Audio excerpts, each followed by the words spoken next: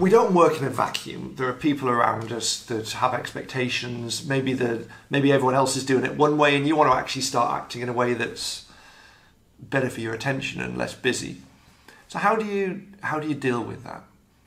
Part of the problem there is we're very ungenerous with our interpretations. So when we see someone else acting in a particular way, particularly if it's different, we're all like this. The interpretation we make is pretty ungenerous. Having said that, when we explain our why, when we explain our rationale for doing this in terms of using our attention better and the value of doing that, the results are remarkably positive. Actually, one study found that when people were about to have a conversation with their manager about changing things, and then they were asked, can you estimate how likely it is that your manager is going to say yes?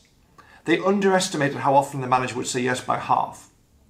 So actually, when people have our why, because of something called attribution theory, people are actually understanding. If we see someone do something and we understand it's because, they've got a parent with cancer in the family, suddenly our view of them completely changes.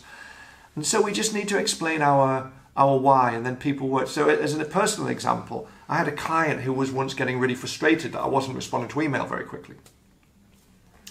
I became aware of this, so I picked up the phone and I just said, look, I'm not responding quickly to email because I only look at email twice a day because I want to be able to spend the rest of the time really thinking and creating. And his interpretation of my behavior went from being irritated because he thought it was I wasn't paying attention to him to slightly inspired, and he hired me to work with his team. So I think we just need to get better at not just doing things, but actually explaining our rationale behind our actions.